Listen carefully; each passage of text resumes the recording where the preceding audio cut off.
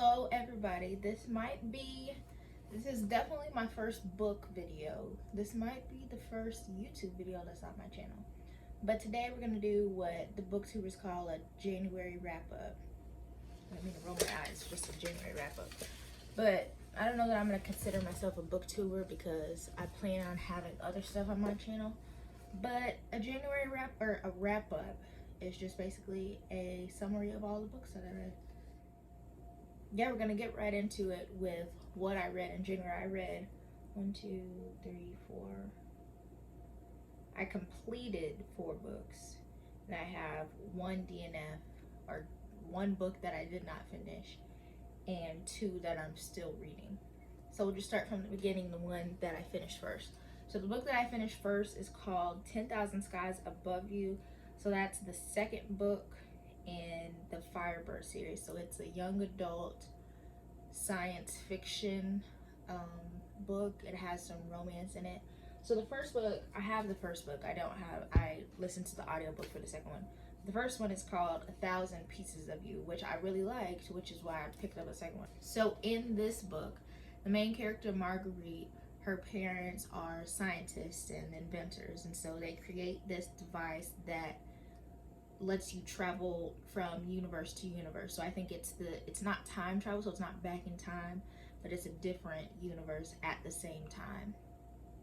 And her dad has been murdered, so she's going from universe to universe trying to find the guy that they think killed him. So that's how the book starts and what they're dealing with, and then it goes on and on. And I thought it was really interesting. I liked the different worlds. I liked seeing the romance. So that's why I think I gave this, it was very high. It was probably like a 4.5, 4.25. It was a high rating. So I got the second one, or I decided to read the second one. But the second one was not fun. I gave it 3. So originally I gave it 3 out of 5 stars. And then when I was thinking about it, I changed it to 2.5 out of 5. I just did not enjoy it. It was boring to me. And on Goodreads, it looked like a lot of people liked this one more, and I liked it less. Like I didn't like the world. I didn't like the characters as much.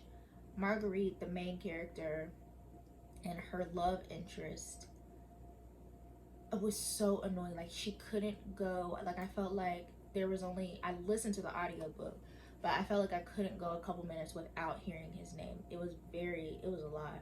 It was a lot. And yeah, the ending was interesting. The ending kind of made me want to read the third one, but I didn't like this one at all. It was very disappointing. The second book that I read was The Hating Game, which is a very popular romance, and I don't have this book either. I listened to the audiobook, so if I figure out how to insert pictures, I'll put it somewhere up here. That's a big if. So this book is a romance, and if you watch Noelle on BookTube, she loves this book, so I read it, and I gave it a 3.5 out of 5 stars. So The Hating Game is about these 2 people that work together. They work in a publishing company, so their 2 companies merged, and Lucy comes from like a people first kind of company, and Josh comes from like a business first company. And so they merged. I think like both of them were in trouble, and so they merged so that they wouldn't go out of business. Both of them are assistants, I think, to the previous CEO, so now they're like co-CEOs or something like that. So they work very closely, and they like don't like each other. They're complete opposites. Their companies were complete opposites, and now they have to work together. And so the story is just about like first you see them hating each other and like playing these games, like the hating game. And then of course it's a romance, so they move into love. And so that was all fine, just nothing like really connected me. I will say I really liked the way that Joshua kind of progressed, like how you started to see more of him. And in part of the book, Lucy is sick, and Joshua takes like very good care of her, and you can see that like sweet side of him. The part that I didn't really like, there wasn't like a lot that I didn't like about the book. I just didn't love it. Like for a romance, you have to be like invested in the characters. You have to love them. You have to really root for them. I didn't really care about them that much. The only thing that I really didn't like, there's a wedding scene, and Lucy was put in a situation where she didn't know a whole lot, and I would have been pissed off if I was in that situation. Now, I was gonna say irritated. No, I would have been pissed off. Like, I would not have wanted to be in that situation and know so little while everybody else knew so much. Don't keep me in the dark. Don't make me look stupid. So I didn't like that part. But other than that, the rest of it, like, it was fine. It was good. I would recommend it. You might get attached to the characters. I just didn't. But there wasn't really like anything wrong with it. It was cute. Then I read Come Tumbling Down, which is the 5th like novella in the Wayward Children series, and I gave that a 3.5 out of 5 stars. I liked this book. I think it's my 3rd favorite in the series. The first half of it was kind of boring, like it was just like meh, but the second half was pretty good to me. I don't even think it wasn't really even the plot that I liked. It was the collaboration of the characters in the book. Going back to like what the series is about on its own. So it's a collection of these novellas. I think there's 6 of them now, and this was the 5th one. So it's about these wayward children, or like these children who go to these other worlds. They find these doors and go to these other worlds that are better suited for them. So there's like a girl who goes to a mermaid world, a girl who goes to like a vampire world. And in this book, we're focused on Jack and Jill, who are twins that go to it's called the Moors. So it's like a dark underworld. So originally the book starts with Jack coming back to like Earth, to the real world, to get help with saving Dr. Bleak, her mentor. And so then they go to the Moors to help her on this journey. So yeah, the plot was okay, but I really liked seeing the characters collaborate and how they helped each other and what they sacrificed for each other, and those like what they said in all of that. That was the good part of the book. The plot was meh, like it was fine. It wasn't bad, but that's not really what mattered to me. But yeah, I liked it. The next book that I finished, I actually do have, which is The Book of Longings by Sue Monkhead. So this book is a historical fiction told in the times of Jesus. It's told from the perspective of Anna, which is supposed to be Jesus's wife in this book. If you don't know anything about Jesus or Christianity, you really don't need to. This book is not about him. It's really not. Which is funny. Like, for once, it's not about him. It's about Anna. So there's a lot of cultural references. There aren't a lot of like religious references. So if you don't know anything, you really don't need to. But it was very good. I gave it a 4.5 out of 5. The beginning was amazing. Like, that was my favorite part of the book, like getting into the world. And it kind of felt like at the beginning, it felt kind of like a fantasy because of the setting and because of the where Anna lived and the kind of life that she lived. So that was interesting. But I loved that it was told from a woman's perspective. Like, you see all of the ways that women were treated, the good and the bad. I mean, there wasn't that much good, but there was good from certain people. And you see how essential the woman's role is, as you see in a lot of stories, but you see how essential the woman's role is even in Jesus's life, like the person who's supposed to be like the savior or whatever. You see how his wife was essential to his success, and you see how like a lot of times in the book, like he would be going by like blind faith, like God will take care of us, and then Anna's like, well, I'm gonna pack us some food just in case like that doesn't happen, and then they end up eating the food that she packed, or whatever the situation is. It's very character driven. The plot definitely plays a part, but it's really character driven. Like, you are really like taking a deep dive into Anna's perspective and her thoughts and her longings, the Book of Longing. I just liked seeing her perspective, seeing the other woman's perspective, seeing the friendship that women form and the alliances that they form and the plans and the the scheming that they do. all for their benefit. Like, it wasn't ever scheming to do something bad. It was scheming for their benefit.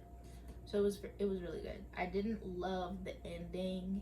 There wasn't like anything wrong with it. It just kind of like fell off. Like, it kind of felt like the author was like, well, I've tried really hard on most of this book. I've done all of this. You should be satisfied with that. And here's the ending. It kind of just was like this big event happens at the end, and the book ends with that. It kind of goes on for a little bit more, but the book ends with it. I kind of understand, but at the same time, it didn't really have to happen like that. Like, there could have been more. Well, let me say this: the timing was a little bit weird throughout the book. Like, it would skip a lot of years at one time. That's what it did at the end, but it like skipped like 20 years rather than like 5.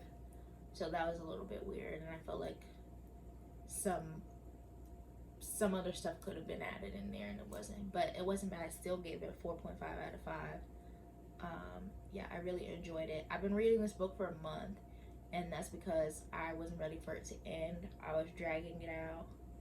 I was reading it pretty fast at first, and I was just like, I'm not ready to be done with it. But yeah, I finally finished it, and it was really good, and I've been recommending it to a lot of people. The next book, China Rich Girlfriend, which I did not finish, aka I DNF'd. So the first book, this is the second book in the Crazy Rich Asians trilogy, and I loved the first one. I thought it was so fun. I loved the book. I loved the movie. Everything. So I was excited to read this. I thought it was going to be fun. It was going to be rich. It was going to be luxurious. And it was rich, like, as in the people. It wasn't fun. I couldn't finish it. I kept trying. I was listening to the audiobook and reading this. Like, I didn't have that much left. If this is where I was in the book, I surely could have finished it, but I just didn't want to. I had a little bit over 100 pages left, but I was not enjoying it, and I just didn't want to waste my time with it anymore. It was boring. I kept having to force myself to listen to it. There was really a lack of plot. There was a little bit of plot, but like, it just was not, it wasn't fun. And I could do so much better. Okay, so Crazy Rich Asians, you're following Nick and Rachel and their journey to Singapore and all the things that they go through. You're going through Rachel meeting the family, all that drama. In this book, you are following Rachel and Nick a little bit, and you're also following Kitty something. It kind of felt like the author was like, here are these rich people doing all these rich things, and me writing a story, like, just following them is enough. And it wasn't enough. Like, there wasn't anything going on. You're just reading about these rich people doing everyday rich people stuff. Like, it just wasn't interesting. I was wanting like the rich part of it with also like the drama, and there was like a tiny bit of drama, and there probably was some at the end, but I didn't really want to find out. And then I looked at the reviews on Goodreads, and it was kind of the same thing. People were feeling for the second book and the third book, so I'm not gonna finish that book, and I'm not gonna go on to the third book because there's just too many books, and I'm not gonna waste my time trying to figure out if this one's good. But if they ever come out with another movie, I'll watch it. And then finally, I have these 2 nonfictions that I'm still reading, which are Amusing Ourselves to Death by Neil Postman and The Millionaire Next Door by Thomas Stanley and William Danko. So this one is a book that's basically about how the media is affecting us. So when I started reading this, I got the audiobook to see if I wanted to buy the book. And I did buy the book because it feels like it was written way longer ago. Like, it was written early 1900s. Like, it has an old feel. I got the physical book so that I could like actually see what I'm reading and not get bored to death. And the beginning of this book is pretty boring. Like, it is. I am hoping that it gets better because I like the concept of like seeing how the media impacts us. But so far, like, we're really not talking about how the media impacts us. Like, we're talking about like print media and how that affected, like when that first came out back in the 1700s, 1800s, how that affected society, which is fine, but it's not talking about media. Like, and it's not giving me any information that I feel like I needed to know. If I read a nonfiction, like, I want to be like, ooh, look at this. Like, I can't wait to tell somebody this fact. It's not doing that so far. I'm on page 44 out of like 160. I have hope. I just have to get out of this right now. It's just not really applicable to life right now. And then The Millionaire Next Door. So I'm trying to at least read one financial. I really want to read one nonfiction and one financial book a month. I don't know how that's gonna go, but we're gonna try. So this is the one that I picked, and I feel like I really enjoy this book. Like, I'm learning. So basically, what it's about is people that you live next to. It's like taking away the extravagance of being a millionaire. Like, you could be making a regular salary of like $50,000 and end up being a millionaire if you do it right. That's kind of what this book is about. Like, it's about not, like, you don't have to play sports or be a celebrity to be a millionaire. And you also don't have to be a millionaire overnight. It can take time, and if you do it right, there's more regular people earning regular salaries than there are people like earning millions of dollars a week, a month, however that is. So, or even a year. Like, a lot of people don't make $1 million a year, but they can still become millionaires. So it's just telling you how people do that. It's giving you the statistics of like how many millionaires actually make like $1 million a year, how many million, stuff like that. So it's giving me a lot of tips that I want to implement, just to set myself up for success in the future, to go ahead and implement systems so that I don't have to think about, like, in the future, like, how am I gonna have this much money, how am I gonna, like, no, I'm just gonna start it now, and then I'll thank myself later. So this one was good. And that's all the books I read. But thank you for watching, and hopefully you'll come back for the next one.